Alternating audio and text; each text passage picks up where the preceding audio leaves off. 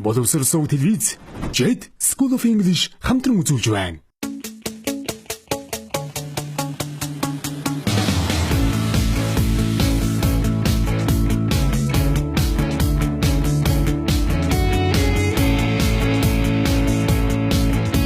Англи хэлний алсын зан сургалт.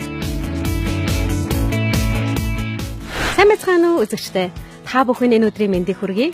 Англи хэлний авиазун анхан шатны 4-р хичээл маань эхлэхэд бэлэн боллоо.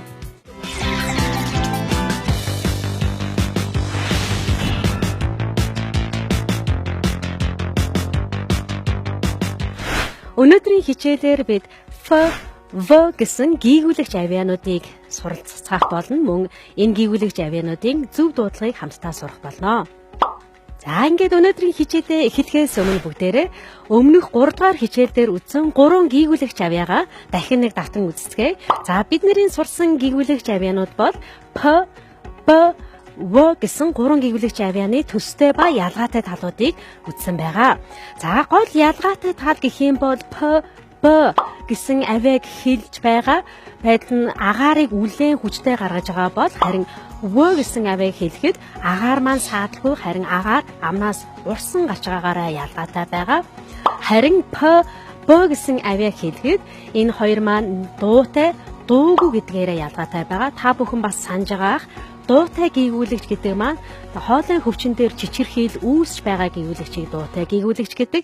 Харин хоолойн хөвчин дээр чичирхийлэл үүсгүй бол үүнийг бид нар дуугүй гийгүүлэгч гэж дууддаг байгаа. За өнөөдрийн хичээл дээр бидний сурах хоёр үндсэн гийгүүлэгч авиа байгаа гэсэн. Энэ хоёр авиа маань гарч ирж байна. В гэсэн хоёр гийгүүлэгч авиа гарч ирж байгаа. За бүгдээрээ Ф гэсэн авианаас эхлээд харцгаая. Ф. За ингэж хэлэхэд мөн бидний амнаас агаар үлээгдэн гарч ирж байгаа. За сийгэн гарна гэж ярьдаг. За тэгээд агаар маань үүнийг хааж өгөхгүй байгаа. Харин өмнөх хичээл дээр үтсэн П авиан дээр бол агаар их үлээгдэн гарч ирсэн бол харин Ф гэсэн авиан дээр урсан гарч ирж байна. За бүгдээрээ Ф авианыхаа авиазун тэмдэглэлийг харцгаая.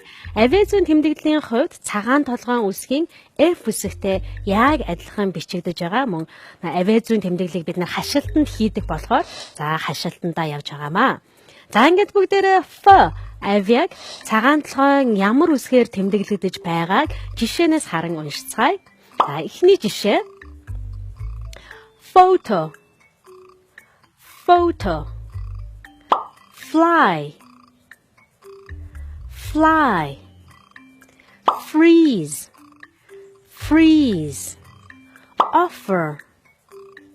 offer, selfish, staff, laugh. За гэсэн эдгээр жишээ байна.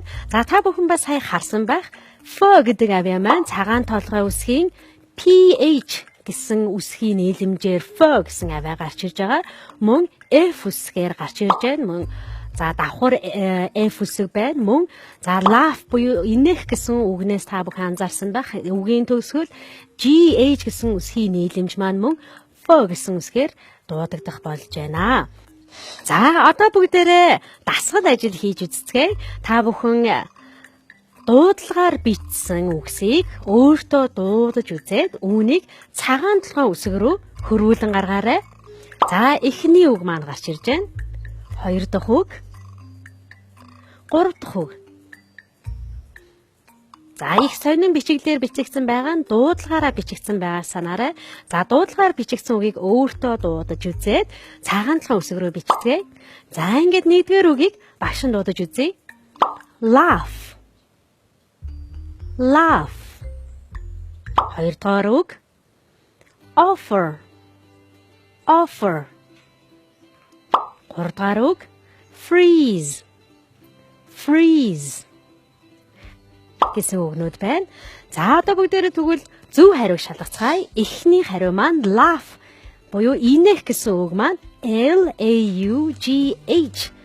За F авиа маань GH гэсэн үсгийн нийлэмжээр гарч ирнэ гэсэн энэ үгэндээ. Хоёр дахь үг санал болгох буюу offer гэсэн үг маань O F F E R гэсэн цаандлага үсгийн нийлэмжээр орж ирж байна. За, хоёр double F орж ирэхээр бид нар энийг илүү хүчтэй дуудахгүй харин F гэсэн авиач нь л орж ирж байгаа гэсэн үг. За, 3 дахь жишээнээрээс харъя. Freeze. Хүлдэх гэсэн утгатай үг байна. F R E E Z E гэсэн үсгийн нийлэмжээр орж ирж байна. За, маш сайн байна. За, эхний үгийн эхэнд орсон байдлаар орсон жишээг уншийе. Face, face, fame, fame, feet, feet, food, food. Бид нэр эдгээр үгсийг фо гэж хэлэхээс бид нэр по гэж хэлэхгүй байх нь хэрвээ pace, fame, feet, food гэж унших юм бол бид нэр үүнийг буруу уншиж байна гэсэн үг. За, энэ авиа маань дээд шүүдэнд доод урууд заавал шүргэлцэж ээж зүг гарах гүйгүүлэгч авиа байгаа гэдгийг маш сайн санаарай. Одоо бүгдээрээ үгийн дунд орсон байдлаар жишээг уншиж үзье. Soft, soft, before, before, coffee, coffee, office, office. Маш сайн байна. За, үгийн адагт орсон байдлаарх жишээнүүдийг харцгаая. If, safe, safe, knife, knife, enough, enough гэсэн эдгээр жишээнүүд байна. Харин одоо бүгдээрээ илүү хөгжилтэй зүйлийг хийж үзье. Энэ үгээ авиагаа орсон өгүүлбэрийг хамтдаа уншийе. За, өгүүлбэр гарч ирж байгаа. Ашигаа дагаад чанга уншаарай. Frank found 4 frogs laughing on the floor гэсэн өгүүлбэр байна. За, өгүүлбэрийн утга нь юу гэсэн үг вэ гэхээр Frank гэдэг маань хүний нэр байна. Found гэдэг маань олсон гэсэн өнгөрсөн цаг байна. 4 гэдэг 4. Frogs гэдэг маань мэлхий. Laughing гэхээр инээж буй. On the floor шалан дээр гэсэн утгаар гарч ирж байна. За, ерөнхий өгүүлбэрийн утгыг харах юм бол Frank шалан дээр инээж буй 4 мэлхийг оллоо гэсэн ийм утгатай байна. За, мэдээж мэлхий инээн гэж байхгүй, харин эдгээр үгсийг бид нар авиагаа давтгаж энэ өгүүлбэрийг оруулсан байгаа гэдгийг бас санаарай. За, бүгдээрээ одоо ингээд өгүүлбэрээ хамтдаа дахин нэг удаа уншийе. Frank found 4 frogs laughing on the floor.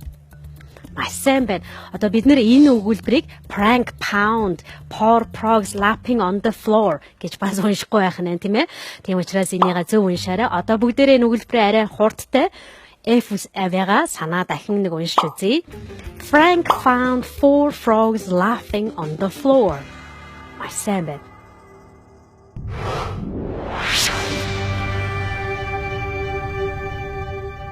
Англи хэл сурч байгаа анхлан суралцагчдын хувьд гаргадаг нэлээд түгээмэл алдаа бол F гэсэн авиагаа P гэсэн уруулсан авиатай хооронд нь хольж дууддаг байгаа. За, энэ алдааг гаргахгүй тул бүгдээрээ хоёр авиагаа харьцуулан жишээн дээрээс уншицгаая. Leaf, leaf, leap, leap гэсэн маш өөрөөр бас уншигдаж сонсогдож байгааг та бүхэн анзаарсан байх. Ингээд намайг дагаад уншаарай. За, дараагийн жишээ. Coffee, coffee. Харин P гэсэн авиатай хэлэгдэх юм бол copy, copy. Fool, pool, pool. За, дараагийн жишээ. Laugh, laugh. Гэт F гэсэн авиатай дуудагдахаараа инех гэсэн үг болж байгаа бол харин P авиатай дуудагдахаараа lap, lap гэсэн өөр гэсэн маш өөр үг болж ирж байна. За, дараагийн үгийг харъя. Wife, wife. F авиатай дуудагдахаараа эхнэр гэсэн үг байгаа бол харин P авиатай уншигдахаараа wipe, wipe буюу арчих гэсэн ийм үйл үг болж ирж байна. За, хамгийн сүүлийн жишээ. Face, face. Харин P авьяатаа дуудагдахаараа pace гэсэн ийм үг болж байна. Хятад хэлний алсын зайн сургалт. Тун удахгүй боловсрол сууд хийзээ. Jet англи хэлний сургууль дөрмөц суурилсан 100% англи хэлээр ярих, унших, бичих, сонсох чадваруудыг хөгжүүлэх шинжлэгдсэн хөтөлбөрөөр ерөнхий болон академик англи хэлний сургалтуудаа эсэл тавьж эхэллээ. Jet School of English. Таны амжилтын жигүүр болсон 20 жил. Jet School of English.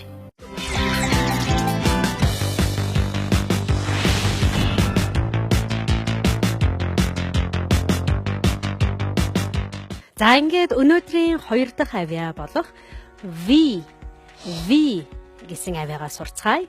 V гэсэн авьяа хэлэхэд F гэсэн авьяатайгаа нэлээд төстэй дээд шүдэнд доод уруул маань шүргэлзээд агаар шүдний завсраар C-ийн гарна. Гэхдээ гол ялгаа бол бидний хоолойн хөвчин дээр чичирхийлэл үүсэж байгаа буюу дуутай гийгүүлэгчийн тоонд орж байгаа. V. За энэ чичирхийл нь бидний нүүрэнд хэрвээ мэдэгдэж байх юм бол энэ авьяаг бид нэр зөв хэлж байна гэсэн үг юм аа. За ингээд бүгдээрээ өнөөдрийн V гэсэн 2 дахь авьяагаа жишээн дээрээс хамтдаа уншицгаая. Эхний жишээ very. За бид нэр үүнийг very гэдээ уруулсан авьяагаар уншихгүй харин уруул шүдний авьяа гийгүүлэгчээрээ унших нэ. 2 дахь жишээ van. Vote. Wives.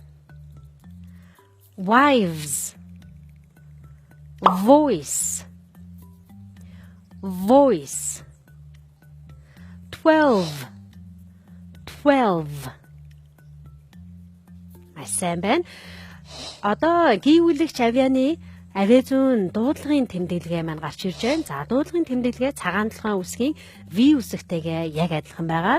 За саяны жишээн дээрээс бас V гэсэн гийгүүлэгч авьяа маань цагаан толгойн үсгийн V гэсэн үсгээр тэмдэглэгдэж байгаа. Үүгээрээ өмнөх авьяанаасаа ялгарч мөн илүү хялбар байгааг та бүхэн бас харж байгаа.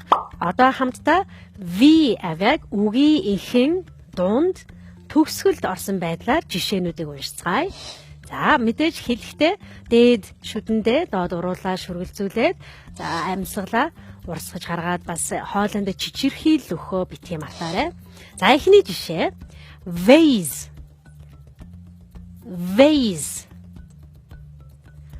Vine.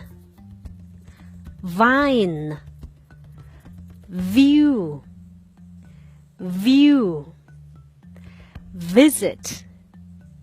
Visit. Vodka. Үгийн дунд орсон байдлаар нь уншицгаая. Over. Silver. Living. Private.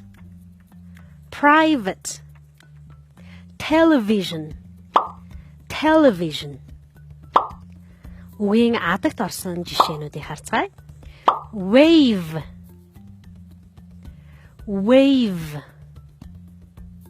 За үгийн адагт гээд орсон харин үгд бичигдэж байгаа байдлаараа E гэсэн эгшигтэй бичигдэж байгаа боловч харин E гэдэг эгшиг маань ерөнхийдөө үгийн төсөл орохоор балархай эгшиг болдгийг та бүхэн санаарай. За ингээд хамтдаа уншийе үргэлжлүүлээд save.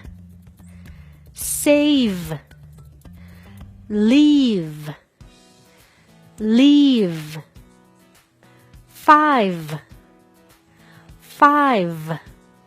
Live. V авьяагаа орсон өгүүлбэрийг уншиж үзцгээе. Vera drove to Venice in a van. За Vera гэд хүний нэр байна. Drove жолоодсон гэсэн үйл байна. To гэхэд нь уруу руу, Venice За Италийн хот Венец байна. In a van хэрэг фургонд. За Vera фургонтэй Венец рүү жолоодож явсан гэсэн ийм өгүүлбэр утгатай өгүүлбэр байна. За өгүүлбэрээ дахин нэг уншиж үзье. За гийгүүлэгч авиан дээр маш сайн анхаарал хандуулаарай. Vera drove to Venice in a van. За арай хурдтай уншиж үзье. Vera drove to Venice in a van. Маш сайн байна.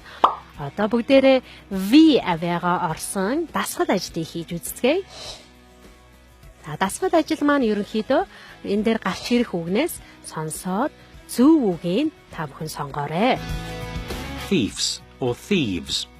These are the thief's fingerprints. 2. Few or view. She's painted a view. 3. Copy or coffee. Do you want a copy? 4. Vote or vote. What are you going to do with your vote? Одоо зөв хариугаа шалгацгаая. Эхний өгүүлбэр дээр thieves F гэсэн авиагаар хэлсэн байна. За хоёр дахь дээр view буюу V авиагаар хэлсэн байна. За гурав дахь өгүүлбэр дотор copy буюу P гэсэн авиагаар хэлсэн. Дөрөв дэх өгүүлбэр дээр vote буюу V гэсэн авиагаар хэлсэн байна. За ингээд V авиаг маш их андуурч хэлдэг W авиатай харьцуулан жишээнүүдийг уншиж үзцгээе.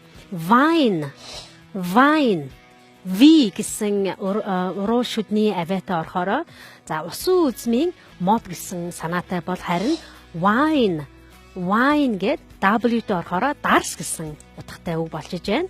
За дараагийн үг нь vent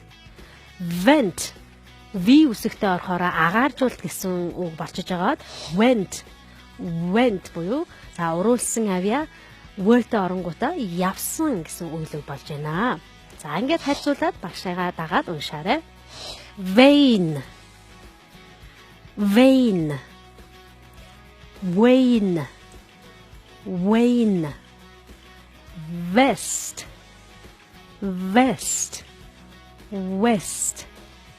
Vest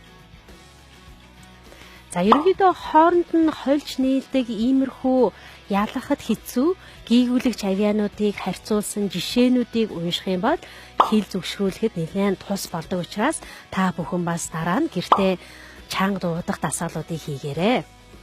За одоо бүгдээрээ өнөөдрийн сурсан V авиагаа харьцуулсан жишээнүүдийг чанга дуудаж уншицгаая.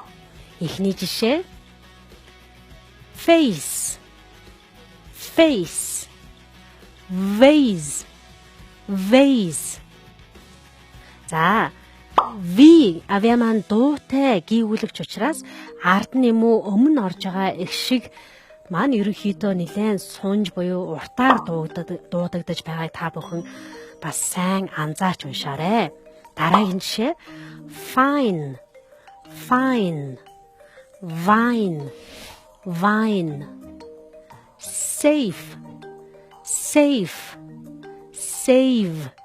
safe half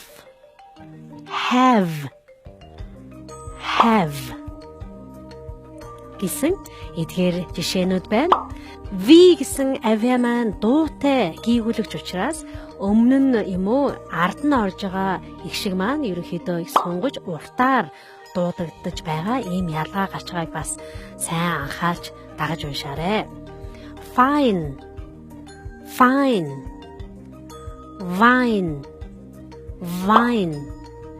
safe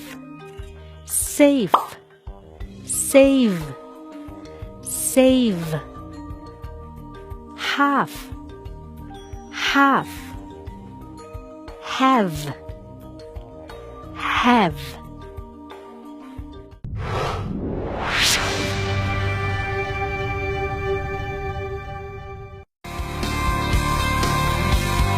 Хятад хэлний Асын зайн сургалт тун удахгүй боловсрол сууд хийзээ. Өнөөдрийн сурсан хоёр гийгүүлэгчээ харьцуулан уншиж үзсэн бол одоо хоёр гийгүүлэгчээ орсон нэгэн шүлгийг хамтаа уншицгаая. Ингээд шүлгийг сонсоод дарж уншаарай. November the 1st. November the 1st. 5 leaves left. 1 leaf falls. 4 leaves left. November the 1st. 5 leaves left. 1 leaf falls. 4 leaves left. November the 1st гэдэг шүлгийг хамтдаа уншлаа. V авианы ижил зүйл нь хидэгдэж байгаа байдаг. Харин ялгаатай зүйл нь хоолой хөвчин дээр ирэх чичирхийллийн хувьд ялгаатай байгаа. F авианы хувьд уруу шүдний дуугүй гийгүүлэгч байгаа бол харин V гэсэн авиа маань дуутай уруу шүдний гийгүүлэгч байна. Англи хэлний алсын зайн сургалт. Ингээд англи хэлний анхан шатны авиацын хичээл өндөрлөж байна. Бидэнтэй хамт байсан үзэгч та бүхэнд баярлалаа. Дараагийн хичээлээр уулзлаа. Түр баяртай.